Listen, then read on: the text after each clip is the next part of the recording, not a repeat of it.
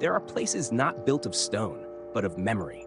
There are structures that do not merely stand upon the earth, but reach across dimensions. Angkor Wat, the ancient heart of Cambodia, is one such place.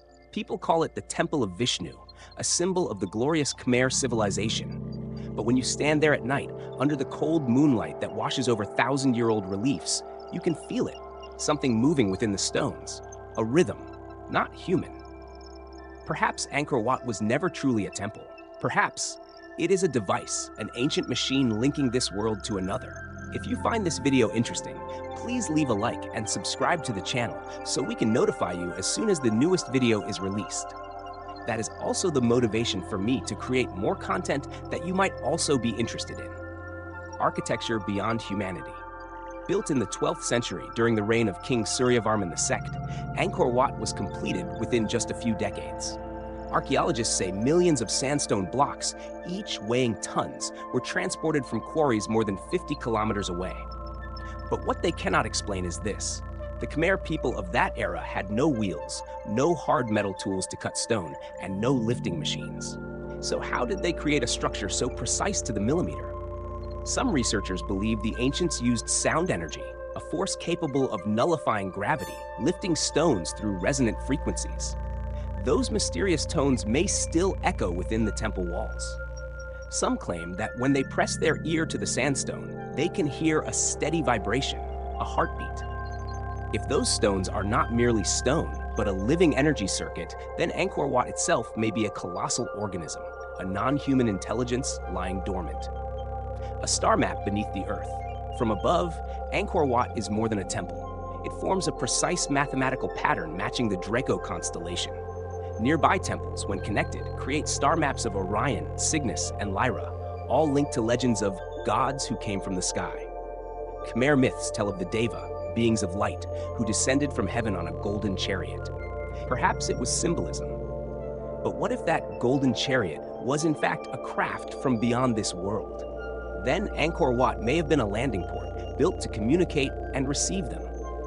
Astronomers have observed that during the equinoxes, sunlight passes straight through the central tower, like a laser striking the Earth's energetic core, as if activating something. Mystery beneath the temple. Modern ground-penetrating radar has detected dozens of spiral tunnels below the temple floor, made of strange metallic materials reflecting electromagnetic waves. An archaeological team once reported, "We detected a blue light emerging from beneath the temple, flickering like plasma." The next day, that section collapsed and all data was confiscated. Leaked colonial-era French documents describe a large circular chamber beneath the temple's center, covered with glowing symbols and crystal-like structures. They called it Le Cœur de Dieu, the heart of God. If that is true, Angkor Wat is not merely a temple, but a communication device, a crystalline amplifier connecting Earth with the cosmos. Sound and the Gateway mystics once experimented by playing ancient instruments within the temple. At 111 Hz, something extraordinary happened. The stone walls vibrated softly, and the air itself seemed to distort. That same frequency is found in the Great Pyramid of Giza, Stonehenge, and Borobudur, three sites believed to share a global energy grid. Could it be that all ancient monuments share one universal language, the language of sound, of the cosmos? Perhaps Angkor Wat is the central gate, where sound, light, and human consciousness align to open a passage between worlds. Some who have meditated there claim they saw light drifting around their bodies and heard voices speaking in an inhuman tongue. The day the sun fell to earth. Khmer chronicles tell of the day the sun descended, the gate opened, and the chosen walked into the sky. History records that in the 15th century, the Khmer Empire vanished without a trace. No war, no plague, no retreat.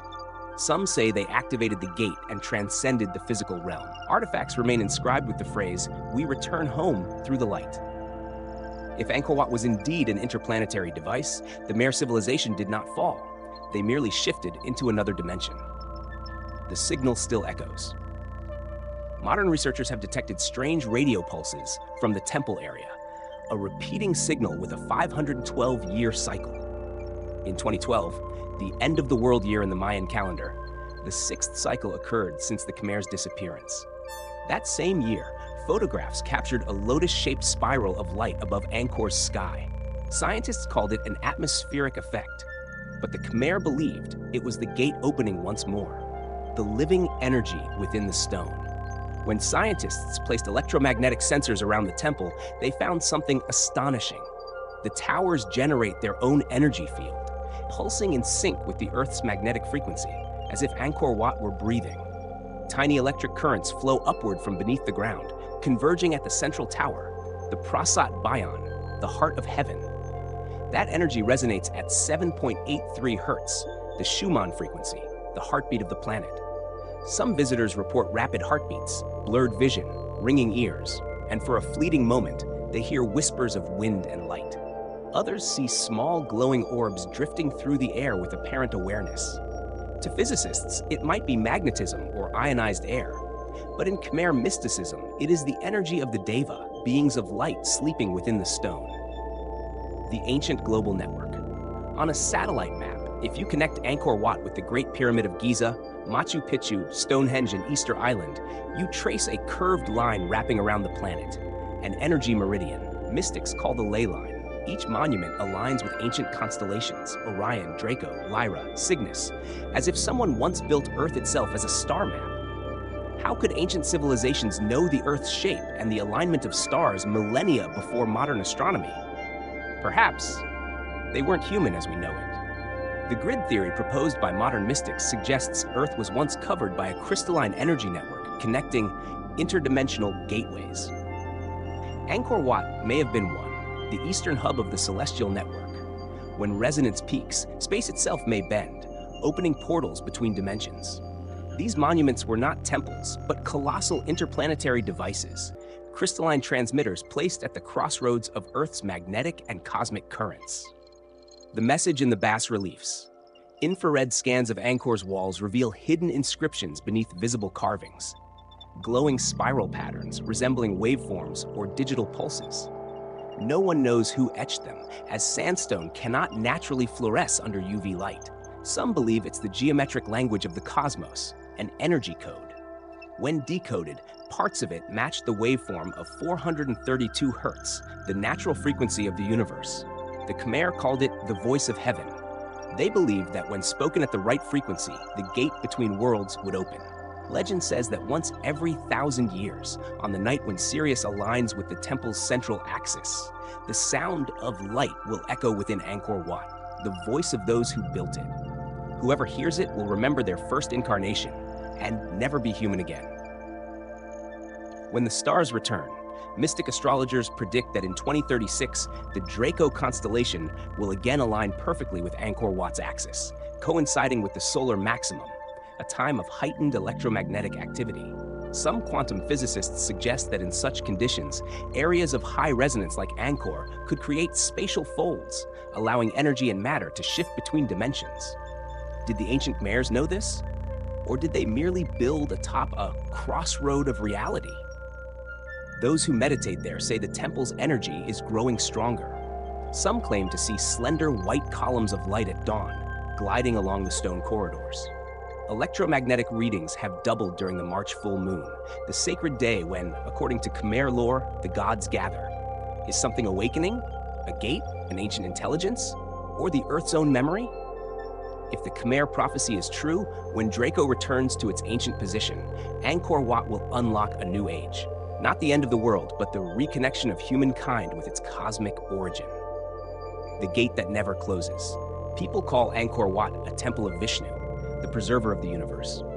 But perhaps that was just how ancient minds described what they could not comprehend.